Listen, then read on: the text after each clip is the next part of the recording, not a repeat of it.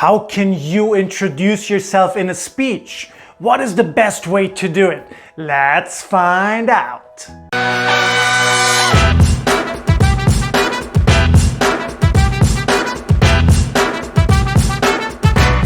So by the way, if you're new here, make sure to hit that subscribe button.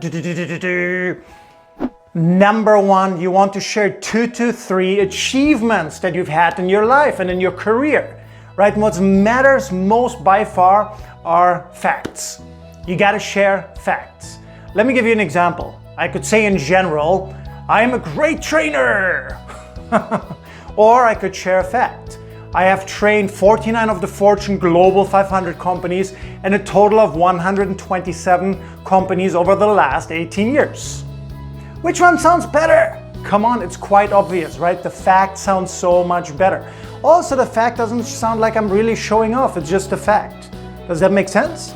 Yeah? So what I want you to do right now, okay, I want you to stop the video shortly and I want you to think about what are 2 to 3 achievements based on facts that I can share in my self-introduction in my speech or presentation. Number 2, after you share your achievements, now you can share a little bit of a silly, fun fact about yourself. I gotta tell you, in a self-introduction, poking a little bit fun at yourself is absolute gold. The audiences love it.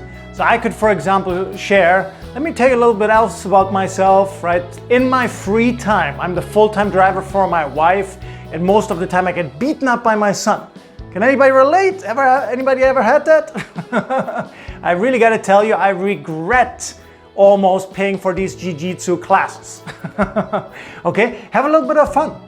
Nothing too serious, just something a little bit silly, something that the audience can relate to. So what is a fun fact about yourself that could bring you a little bit closer with your audience?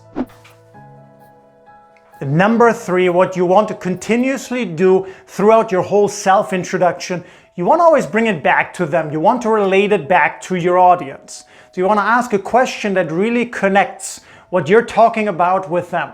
So for example, before I talked about my son beating me up, I could ask them, anybody here have children as well, right? Or anybody else has ever been beaten up by their son? About the corporate training experience, I could ask, is anybody interested in knowing what I learned from working with all these companies? Anybody interested in that? Again, I relate it back to them. What this really does, it increases interest, not just in you, but in your whole presentation by involving the audience. So again, relate it back to them. And number 4, you want to really make sure that you find that sweet spot, between overconfidence and too much humbleness. Really, you want to search for and find that sweet spot. It's a little bit tricky at the beginning, but you can determine that. Because the challenge is if you're too overly confident, you don't look good. Worst case, you look too arrogant to your audience. You don't want to do that. Also though, you don't want to look too humble. Too humble for most audiences simply looks boring. So you might think now, Ben, how can I figure this out? This is not easy. It's true, it's not easy. The fastest and easiest way is very simple. You prepare your self-introduction for your presentation or speech, and then you deliver it, you present it in front of 2 to 3 people that you know. All right, my recommendation is not your closest family members, not your closest friends, but somebody at work, somebody you can share and present it with, and then just ask them, honestly, what did you think? And give them these 2 options. Do you feel I was too humble?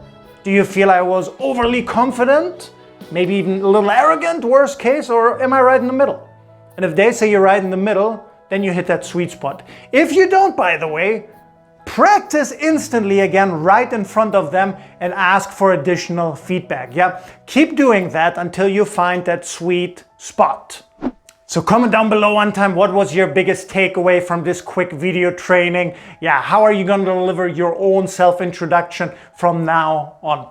Again, if you haven't done it yet, hit that subscribe button, give this video a thumbs up if you liked it, and most importantly, I really look forward to seeing you for the next video.